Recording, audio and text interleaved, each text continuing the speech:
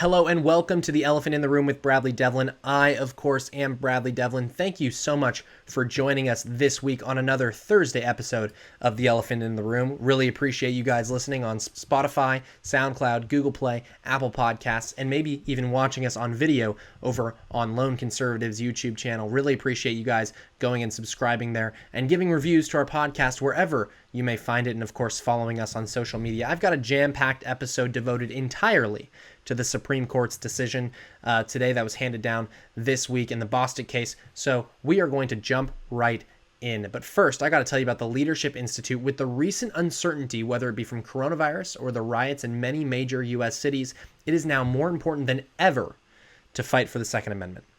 It is vitally important to other freedom-loving Americans to be educated and involved in the Second Amendment movement, and the Leadership Institute is here to help you do just that with another one of their amazing virtual trainings. It only gets better from here because this opportunity is completely free. Cost $0, folks, so make sure to check this out. The training is titled Constitutional Activism, the Second Amendment. It's happening on June 23rd from 10 to 11 a.m. Eastern Time, so make sure you go to www.leadershipinstitute.org/training and register for this free opportunity. Again, that's leadershipinstitute.org/training for this training and all of their other training opportunities that you should fully take advantage of to become the best conservative activist or professional that you can. All right, time for Bradley's breakdown. And like I said, I'm breaking down the Supreme Court's recent decision in Bostock v. Clayton County, Georgia, which this decision really covers three different cases brought to the Supreme Court pertaining to Title VII of the 1964 Civil Rights Act, which prohibits employment discrimination based on the basis of race, color, religion, sex, and national origin. And the crux of each one of these cases is that sex implicitly covers sexual orientation and gender identity because those types of discrimination are inexplicably tied to sex. And I think the legal reasoning is faulting, which is what we'll get into in just a second. But first, I wanted to talk a little bit more about Title VII. As I said previously, Title VII of the 1964 Civil Rights Act prohibits employment discrimination based on race, color, religion, sex, and national origin, and the Civil Rights Act of 1991 and the Lilly Ledbetter Fair Pay Act of 2009 amended various sections of Title VII, and the Civil Rights Act of 1991 modified the infrastructure tasked with processing employment discrimination cases.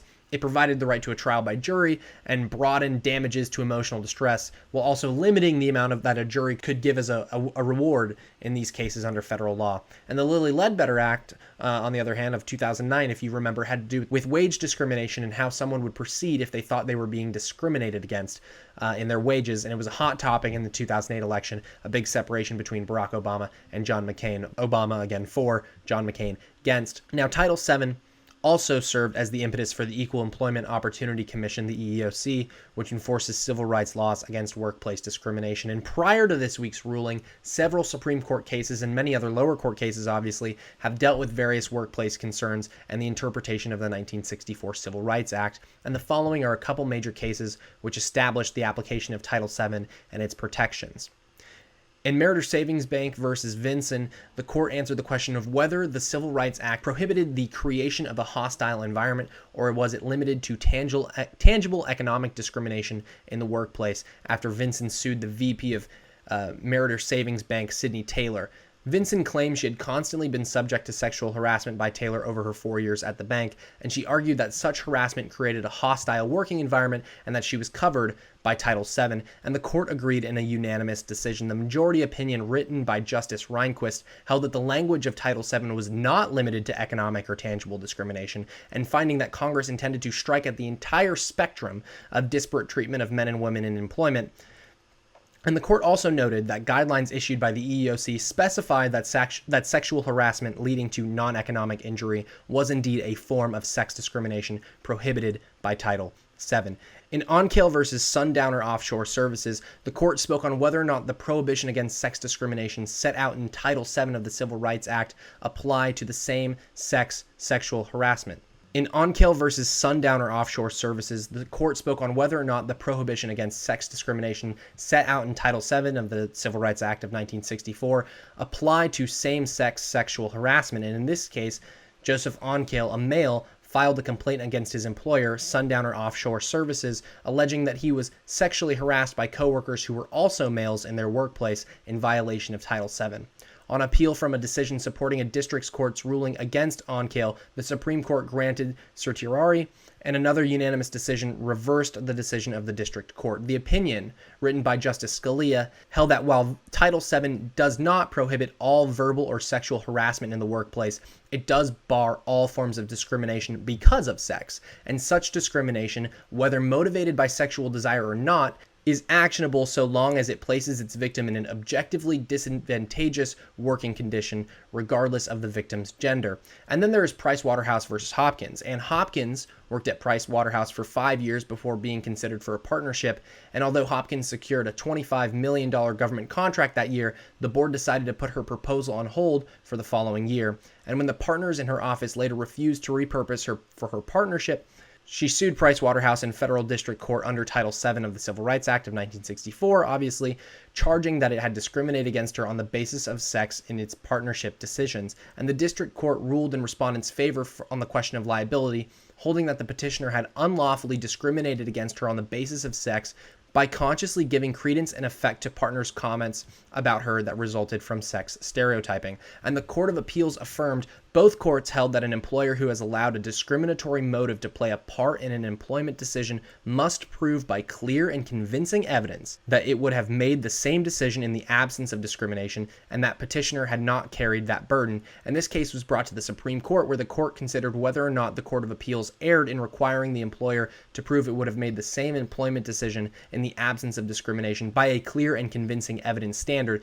A 6-3 decision reversed and remanded the lower court's decision. And that plurality opinion, written by Justice Brennan, held that the Court of Appeals applied the right test, but should have placed a burden at preponderance of the evidence and not clear and convincing evidence. And on remand, Price Waterhouse would escape liability if it shows it would have denied Hopkins' partnership even if she were not a woman. And this case also established that sex stereotyping is accountable as discrimination. Now, all that is to say that there has been a litany of questions brought before the Supreme Court with regards to Title VII, and jurisprudence up to this point has pointed in the direction of a more expansive definition of what constitutes sex discrimination in the workplace by establishing the different form it takes. But then there's the court's all that is to say that there has been a litany of questions brought before the Supreme Court with regards to Title VII, and jurisprudence up to this point has pointed in the direction of a more expansive definition of what constitutes sex discrimination in the workplace by establishing the different forms that it takes. But then there's the court's opinion that was given this week, which I believe this Bostock case, which regards to sexual orientation and also covers a subcase, right? The Harris Funeral Homes case about gender identity. I believe these cases are sui generis, or of a different kind than the cases we just talked about. So the three cases covered under this decision in Bostock versus Clayton County, which is the official title of the court's opinion, is Altitude Express Inc. versus Zarda and Moore, and Harris Funeral Homes versus EEOC. And in the Bostock case, Clayton County fired Bostock after it became known he played in an LGBT softball league, conduct that the county called unbecoming of a county employee. And in Zarda and Moore's case, Altitude Express fired Zarda after a woman mentioned her uncomfort being strapped to a male skydiving instructor, and he basically said, "Don't worry, honey, I'm gay." And then there's the Harris Funeral Homes case, which involves Amy Stevens, who presented as a male when she was hired, was fired, and then was fired after she informed her employer that she planned on living and working full-time as a woman. And the opinion, written by Justice Gorsuch, is a garbage opinion. By the way, remember when everyone was saying that you had to vote for Trump because Gorsuch, right? Gorsuch, we had to get him in there. Yeah, not working out exactly as we planned, isn't it? Conservative Inc. once again putting a not too conservative justice on the court. Both Roberts and Gorsuch landed on the wrong side of this one. 1/3 of the majority opinion in this 6-3 decision is propped up by Republican appointees, even authored by one. So clearly, we need to rethink our legal strategy here, and not just rely on the court for providing some kind of cover for the Republican Party that fell asleep at the wheel while driving through conservative causes for 30 years. We can't rely on the court to do this. We need to get our butt into gear if conservatives actually want to win, I don't know, anything in the culture wars. And of course, Politics is downstream from culture. So if we lose the culture war, you know exactly the direction the country is heading in terms of governance. And the simple way of summarizing Gorsuch's majority opinion is this. The court ruled that the language of Title VII of the Civil Rights Act of 1964, which prohibits sex discrimination, applies to discrimination based on sexual orientation and gender identity. And the opinion and two dissents, spanning 168 pages, touched on a host of flashpoints in the culture wars involving the LGBTQ community: bathrooms, locker rooms, sports, pronouns, religious objections, and the like objections that could be brought up about same-sex marriage and gender identity. And the crux of the decision is that, in Gorsuch's own words, he says an employer who fires an individual merely for being gay or transgender defies the law. Now, I'm going to read you some of the most important parts of Neil Gorsuch's opinion and then explain why I think the legal thinking here is wrong-headed. Gorsuch says in his opinion, an employer violates Title VII when it intentionally fires an individual employee based in part on sex. It makes no difference if other factors besides the plaintiff's sex contributed to the decision, or that the employer treated women as a group the same when compared to men as a group. Because discrimination on the basis of homosexuality or transgender status requires an employer to intentionally treat individual employees differently because of their sex, an employer who intentionally penalizes an employee for being homosexual or transgender also violates Title VII. There is no escaping the role intent plays. Just as sex is necessarily a but-for cause when an employer discriminates against homosexual or transgender employees, an employer who discriminates on these grounds inescapably intends to rely on sex in its decision-making. Now, some on the right, like my friend Brad Palumbo, came to the defense of Gorsuch's opinion, saying that it is, in fact, a proper textual interpretation of the Constitution. Gorsuch even acknowledges the fact that the public meaning of the statute of the time is important, but even then, the but-for standard established by the court in other sex discrimination cases leads the court to the conclusion that homosexuality and transgender status are inextricably bound up with sex. And this led Brad Palumbo to say Gorsuch's decision was based on razor-sharp logic and is entirely consistent with the conservative commitment to textualism that the law means exactly what it says. And before y'all dogpile Brad Palumbo for this take, claiming that the only reason he thinks this is because he's gay, take a hike. This has nothing to do at all with that. Brad has been one of the few to stand up in the LGBTQ plus community to say that the Trump administration's actions are not hateful and bigoted. His opinion is based not on a singular facet of his identity. Don't buy into leftist intersectional identity politics. It's based on a legitimate legal interpretation.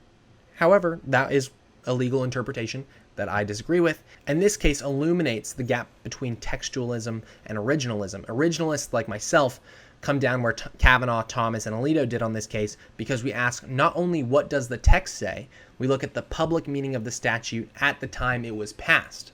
Textualists, like Gorsuch and I assume Brad Palumbo here, claim that the statute's text and its public meaning are reasonably subject to change, and that sexual orientation and gender identity are subcategories of sex and thus protected under Title VII, which, as you see, leads to the same non-originalist determination that the statute creates penumbras of protections and rights. And that's why I side with Scalia. That's why I'm an originalist. And constitutional interpretation is not a perfect science. It's far from it. It's why one of Scalia's most famous lectures is titled Originalism, the Lesser Evil, in which he says exactly what I've said and lays out the case as to why originalism, while not perfect, is the best method of constitutional interpretation because it is curbed by the Constitution more than any other method and is most fitting to meet the requisite role of the judiciary in our constitutional government. So let's get back to Gorsuch's decision here that sex is inextricably tied to sexual orientation and gender identity. Those who believe that to be true like to explain their point, right? Like to explain this legal interpretation using a hypothetical scenario. In this scenario, a company fires Jane Doe for being a woman who dates other women. Holding all else constant, if Jane Doe was John Doe, who dates women, they wouldn't have been fired. Thus, it is discrimination based on sex and illuminates the link between sex being tied up with sexual orientation. In the case of Harris Funeral Homes, for example, in this case, the hypothetical scenario would be played out like this. If Stevens was born a female, Stevens would not have been fired for adopting the female dress code. The only reason they were fired was but for the fact that Stevens was born male. And I love how this is the status of of our culture. But for the fact she was a male, she'd be a woman, right? It's absolutely ridiculous. But it's ridiculous not only with the philosophical disagreements I have with the transgender movement and transgenderism more generally. Listen, I'm not big on the transgenderism beat. I don't think it's going to lead to the collapse of Western civilization. I do think that it is a problem if you say that sex and gender are separate things, but because you choose to identify as a certain gender, therefore your sex is now changed. I think that is misleading. That is untruthful. That creates severe problems philosophically, but also pragmatically when we're talking about transgender issues. But hey, if you choose to go through gender reassignment surgery, that's your thing, man. I'll call you by the pronouns that you want to be called if you ask. Don't assume that I know the pronouns that you want to be called by if you're not presenting in a way that is reasonably intelligible, right? I'm fine with being polite and reasonable about these things and not to be a jerk at all times about it. But I do worry, obviously, about the way that the left, but specifically the left interested in forwarding the transgender agenda, right? It's not a platform for transgender people. It is a left-wing transgender ideology that I have qualms with, not transgender people themselves. And beyond that, right, the hypothetical that they establish isn't a good comparison, and neither is any of these hypothetical scenarios used to make this point. Why? Because it's an intellectual sleight of hand that forces you to adopt their position on the question of discrimination from the outset. The hypothetical scenario doesn't actually hold all else constant as they claim. By changing the person's sex in the hypothetical and then keeping sex of their partner the same, they change not only the sex, but the sexual orientation of this Jane Doe, which is precisely the question we're looking at. So it is impossible to set up these hypotheticals where everything but sex is held constant in this way. If we wanted to actually set up a hypothetical that would be useful in my reading of Title VII, we need to take the sexual orientation and fix that, and then flip the sexes of both partners. So if a company fired Jane Doe for being a lesbian, but didn't fire John Doe for being gay, that would be discrimination based on sex.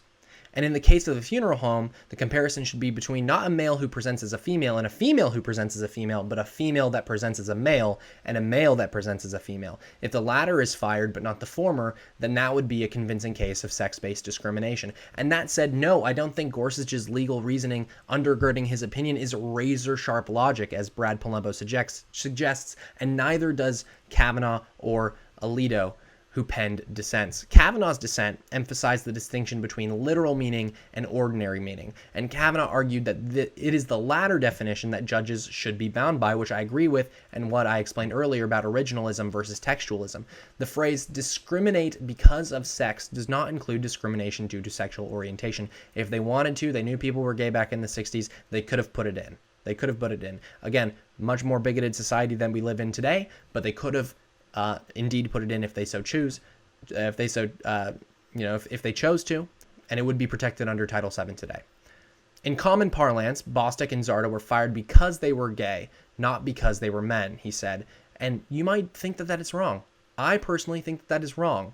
I'm not sitting here saying that these policies are good policies to be put into place in 28 states around the country, right? This basically overrules 28 states when it says that you can fire people based on sexual orientation or gender identity.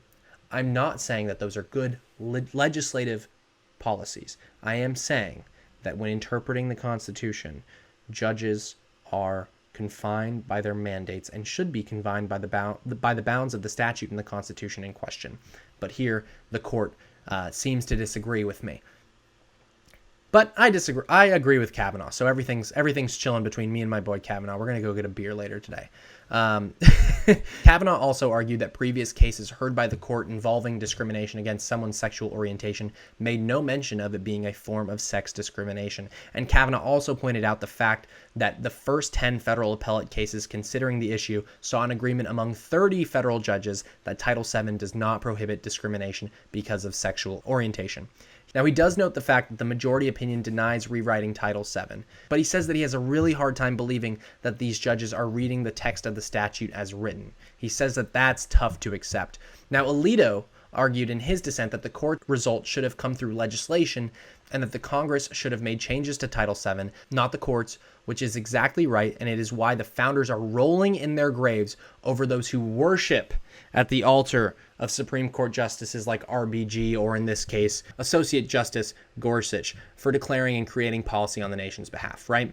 They never would have imagined how egregiously out of control the judiciary has become. In fact, the framers were concerned that the executive and legislative branch would trample over the court, not the other way around. In the Constitutional Convention, debates over the creation and the role of the judiciary, because the Articles of Confederation didn't establish a federal court system or Supreme Court, those matters were left to the respective state courts.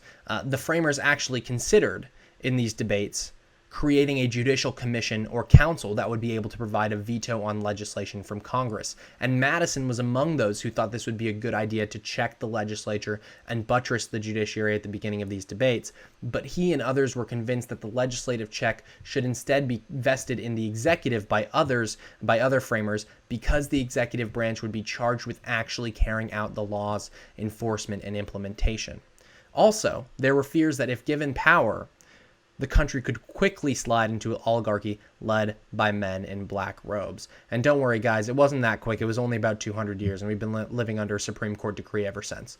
Back to Alito's dissent. He says that the definition of sex is not meant to be interpreted as sexual orientation or gender identity, or include sexual orientation or gender identity, rather. I'm going to read you the most important part of his dissent in full because it is really well done and worth going through. He certainly says it better than I ever could, and this, I think, is now one of my favorite dissents. There's only one word for what the court has done today: legislation. The document that the court releases is in the form of a judicial opinion interpreting a statute, but that is deceptive. Title VII of the Civil Rights Act of 1964 prohibits employment discrimination on any of 5 specified grounds: race, color, religion, sex, and national origin. Neither sexual orientation nor gender identity appears on that list, and for the past 45 years, bills have been introduced in Congress to add sexual orientation to the list, and in recent years, bills have included gender identity as well, but to date, none has passed both houses. Last year, the House of Representatives passed a bill that would amend Title VII by defining sex discrimination to include both sexual orientation and gender identity, but the bill has stalled in the Senate. An alternative bill, H.R. 5331, would add similar prohibitions but contains provisions to protect religious liberty. This bill remains before a House subcommittee. So again, side note, classic partisan gridlock going on in Washington. You absolutely love to hate to see it, because no such amendment of Title VII has been enacted in accordance with the requirements in the Constitution, passage in both houses and presented to the President. Title VII's prohibition of discrimination because of sex still means what it has always meant. But the court is not deterred by these constitutional niceties. Usurping the constitutional authority of the other branches, the court has essentially taken H.R. 5's provision on employment discrimination and issued it under the guise of statutory interpretation. A more brazen abuse of our authority to interpret statutes is hard to recall. The court tries to convince readers that it is merely enforcing the terms of the statute, but that is preposterous. Even as understood today, the concept of discrimination because of sex is different from discrimination because of sexual orientation or gender identity. And in any event, our duty is to interpret statutory terms to mean what they conveyed to a reasonable person at the time that they were written. And that's from Antonin Scalia and B. Gardner, Reading the Law, the Interpretation of Legal Texts. Make sure to go check that book out. It's a great book. If every single living American had been surveyed in 1964, it would have been hard to find any who thought that discrimination because of sex meant discrimination because of sexual orientation, not to mention gender identity, a concept that was essentially unknown at the time. The court attempts to pass off its decision as the inevitable product of a textual school of statutory interpretation championed by our late colleague Justice Scalia, but no one should be fooled. The court's opinion is like a pirate ship. It sails under a textualist flag, but what it actually represents is a theory of statutory interpretation that Justice Scalia excoriated. The theory that courts should update old statutes so that they better reflect the current values of society. See Antonin Scalia, A Matter of Interpretation. Yes, another great book. I have it actually right here. I'm going to grab it for you guys. Go pick this one up. Pick it up. Antonin Scalia, A Matter of Interpretation. If the court finds it appropriate to adopt this theory, it should have owned up to what it was doing. Now, many will applaud today's decision because they agree on policy grounds with the court's updating of Title VII. But the question in the cases is not whether discrimination because of sexual orientation or gender identity should be outlawed, right? As I said before, the question is whether Congress did that in 1964. And this is precisely correct. While Gorsuch speaks on religious freedom in his decision, he does not elaborate on what protections will be afforded to religious institutions. He simply leaves that to be determined by the court at a later date and not the legislature where it belongs. And Alito says that this is severely problematic and is why the court should stay out of the legislating business altogether. Again, Alito, exactly correct. And he points out that a wide range of religious groups, Christians, Jews, Muslims, will be concerned with the court's decision and fear it will discriminate against their faith.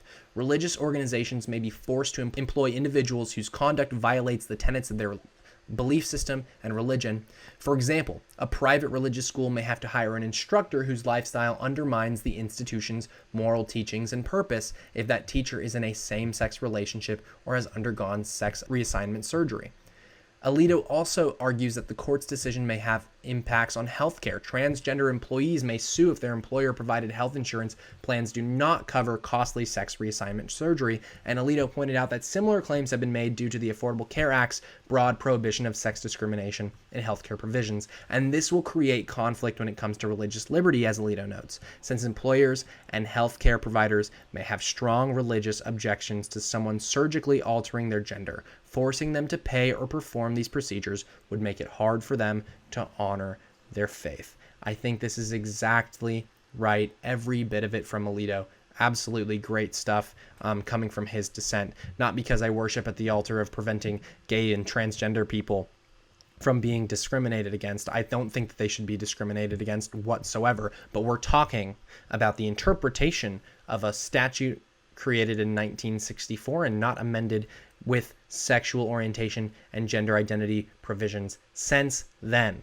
If Congress wants to implement those two distinct categories under Title VII, it fully can do so, as Alito pointed out, but up to this point, they haven't. So why are we relying on men in black robes, men and women in black robes, to make laws for us? This country is founded on we the people, not we the 9 Supreme Court justices. I'm absolutely up to here with Supreme Court malfeasance. It's absolutely ridiculous. Some things got to change, right? I think a lot of these judges, their term of good behavior is long gone. And Gorsuch is putting a check in that box for me with this decision. And remember, for those Media Matters folks out there listening to this podcast, I'm not saying that transgender people and gay people should be discriminated against. I'm saying that it is the role of the legislature to make sure those provisions are enacted, not the Supreme Court.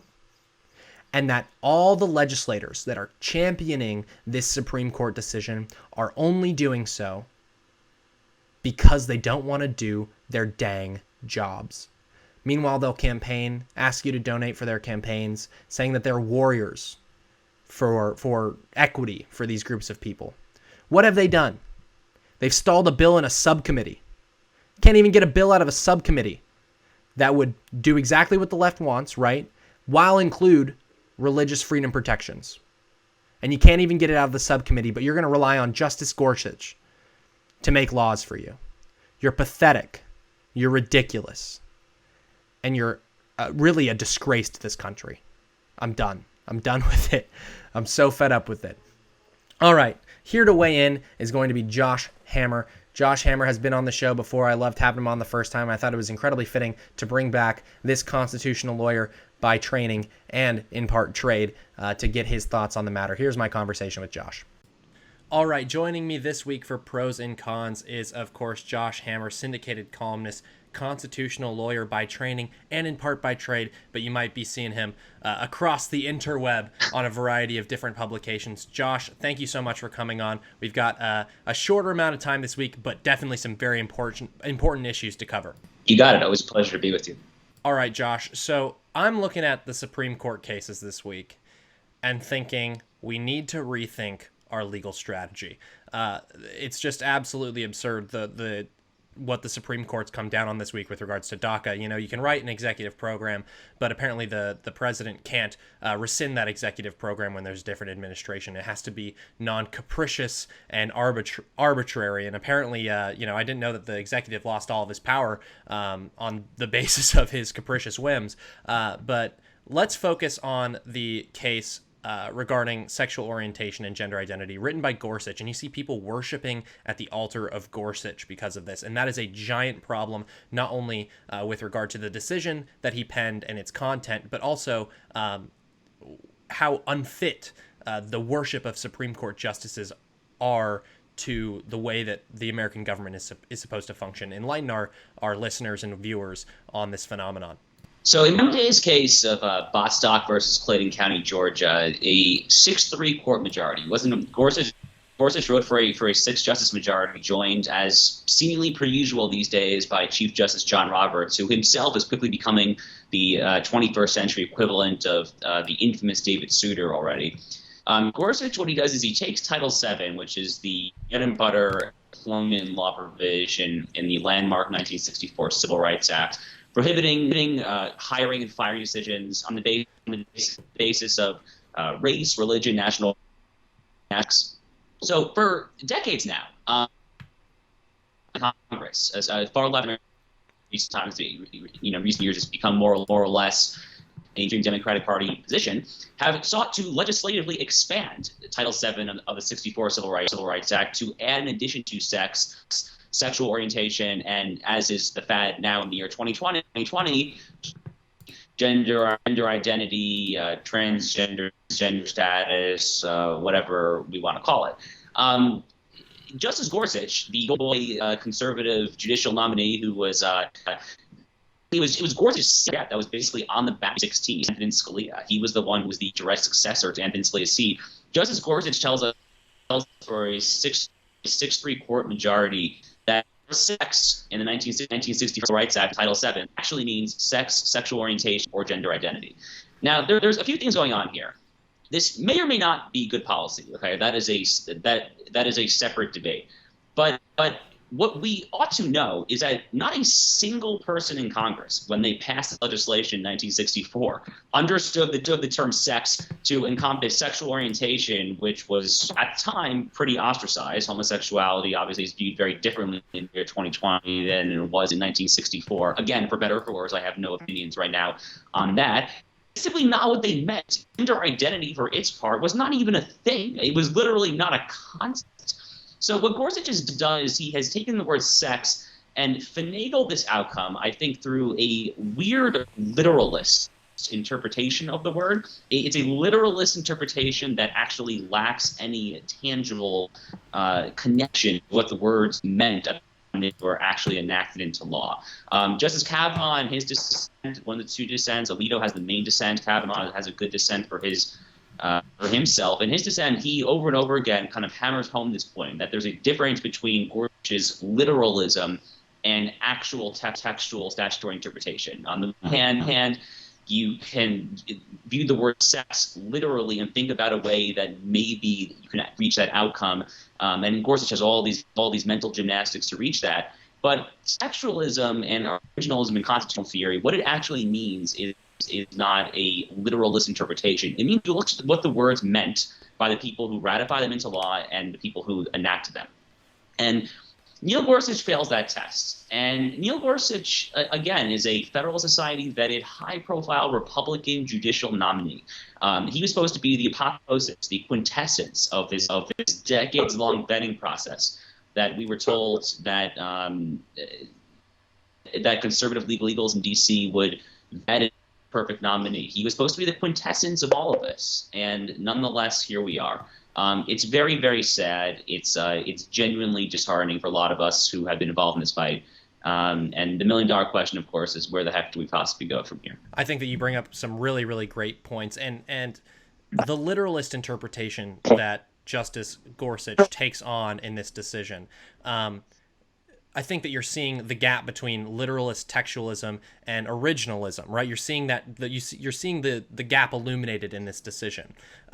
One of the things that I focused on in the breakdown when I'm talking about this court case is Kagan actually utilized this same type of logic in arguing that Masterpiece Cake Shop should be forced to bake the cake for the gay or the transgender person wanting the cake, right? That he should be indeed be forced to make that cake for them. And they use this hypothetical situation where, but for the sex of the employee, there would be no problems with that person dating a member of their partner's sex. So it's a man dating a woman would be fine, but as soon as a woman dates a woman, it would be fine. And they're using this but-for standard and holding all else constant except for the sex of the employee. Well, you can't hold everything constant when you change the sex of the employee and keeping the partner fixed. You are changing the sexual orientation at the same time.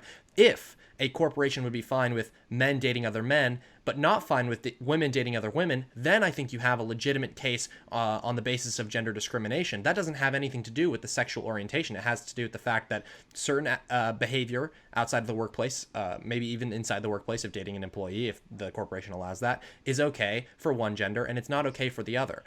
What do you make of this logic that some have been calling razor sharp, as Brad Palumbo called it? I don't think it's razor sharp at all, because it kind of sneaks in the constructs of this hypothetical, sneaks in the very question that we're looking to answer. The hypothetical that we should set up in these cases is the hypothetical that I just laid out. What do you make of this argument put forth by Gorsuch saying, well, the public meaning of the statute is important, but even by the but-for standard, you're still discriminating on the basis of sex? Yeah, so you're analyzing this exactly the right way. Kudos to you. The but-for standard is sufficient. In law, we would say that it is sufficient, but it is necessary but not sufficient to reach a claim of Title VII discrimination. And what that means is that there has to be a but-for cause. In Gorsuch's kind of mental gymnastics, that you would treat someone differently and reach a different outcome on the basis of their sex. But it's not sufficient because something is lacking. And what you're getting at, Brad, and again, kudos to you for understanding this very intuitively, I think, is that what's missing there is that you have to go from that step and then add the fact that you're actually disadvantaging one sex relative to the other. You're actually showing favorable treatment to men over women or women over men after that but-for point. And a concrete example of this, of course, would be the bathroom issue. Now, Gorsuch claims that single-sex bathrooms are single-sex locker rooms, single-sex sports teams, the great feminist victory in Title IX of 1972, by the way, totally up on the chopping block now in future litigation. He claims that this is all not an issue, but of course it is. And the reason why Title IX was so celebrated is that women are not discriminated against by having separate sports teams. In effect, it's actually a similar principle to the principle that was correctly struck down in Brown versus Board of Education, the notion of separate but equal, which is nonsensical and outright immoral, of course, in the context of racial segregation. That was the Plessy versus Ferguson case that everyone knows about, that Brown quite correctly overturned. But it actually is almost a separate but equal thing that Title IX has, Title VII, and by extension Title IX, has always upheld. And Ryan Anderson of the Heritage Foundation, who's already written some numerous excellent pieces of commentary on the Bostock decision, he actually had a piece the other day as part of a SCOTUS blog symposium on the Bostock case, where he quoted none other than Ruth Bader Ginsburg herself, who made this exact point. And in a case, the name of which is escaping me, but it's from the mid to late 90s, if I recall, Ruth Bader Ginsburg says that treating men and women differently in employment decisions does not necessarily arrive at a Title VII violation. You have to actually disadvantage men relative to women or women relative to men. So it's literalism. It's not textualism. It simply is not what the words meant at the time they were enacted. So the million-dollar question going forward is, what the heck do we do? I have a lot of thoughts on that. We need to start actually teaching in legal education. And I'm a lawyer, obviously. I went to University of Chicago, like one of the, in theory, a top 5 law school in the country. But I don't feel that I graduated law school, even myself, truly understanding what was and what was not quality textualism in the statutory interpretation context. So we need to actually start teaching young lawyers this. Because I think Gorsuch he's very downstream of some glaring flaws that have now been made obvious in our entire system of legal education. Because again, literalism is not textualism. Antonin Scalia, to his credit, said this over and over again over the course of decades, but apparently his successor on the court does not quite understand that very basic proposition. Yeah, I think you're exactly right in everything that you just said. And let's get this clear too to all prospective law students out there, that constitutional interpretation is not a perfect science. One of Antonin Scalia's, as I mentioned in the breakdown, one of Antonin Scalia's most famous lectures is called Originalism, the Lesser Evil, because originalism is the most moored by the Constitution. It is most in line with the role of the judiciary as the founders imagined it.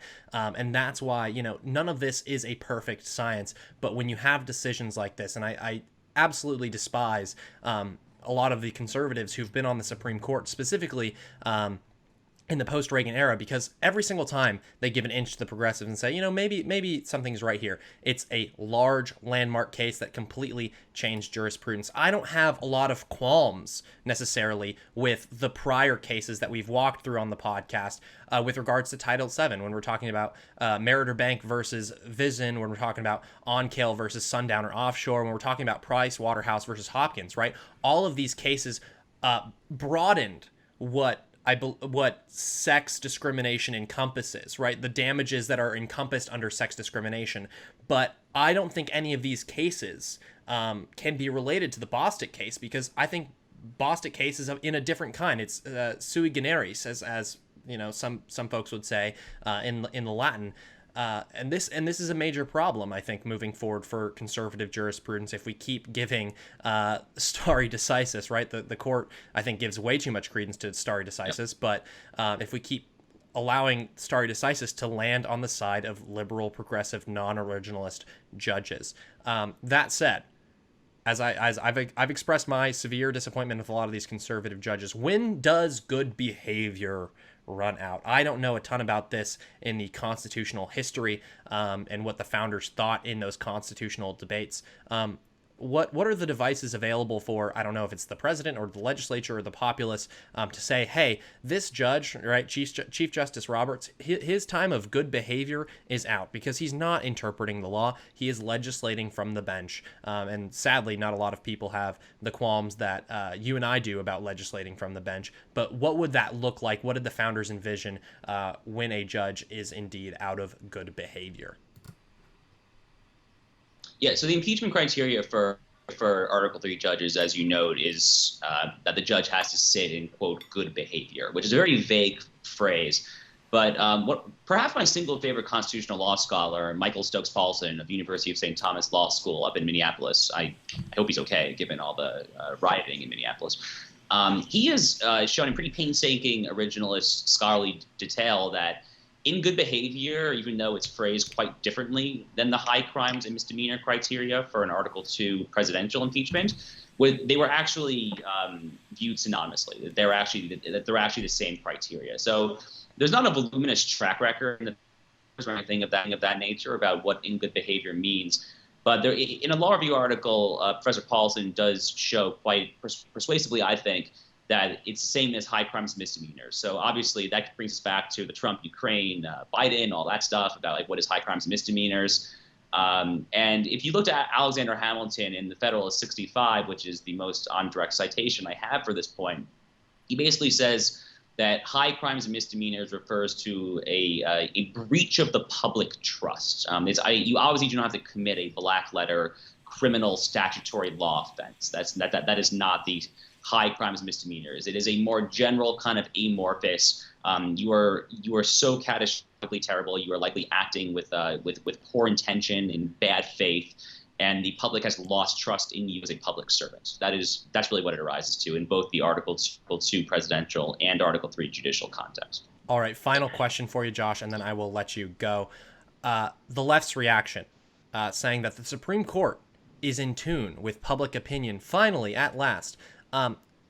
Yes, in the Federalist Papers, they do the framers, specifically, I believe it's Alexander Hamilton. When you're talking about a Federalist paper, just guess Alexander Hamilton. He wrote 51 of them, right? I believe it was Alexander Hamilton who says that the judiciary acts as sort of a mediation of wills between the populace and the legislature. But a big non-originalist talking point, right, is that, well, our jurisprudence should mirror public opinion. And this case obviously is evidence of the court doing just that. Why is that type of thinking wrongheaded, not only for constitutional lawyers and judges looking to interpret the law, but also the populace at large who retains a high level of trust in the Supreme Court when I don't think they should? Brad, this country had a revolution. We rebelled against the British over lesser issues than what the Supreme Court does in cases like Obergefell and cases like Bostock.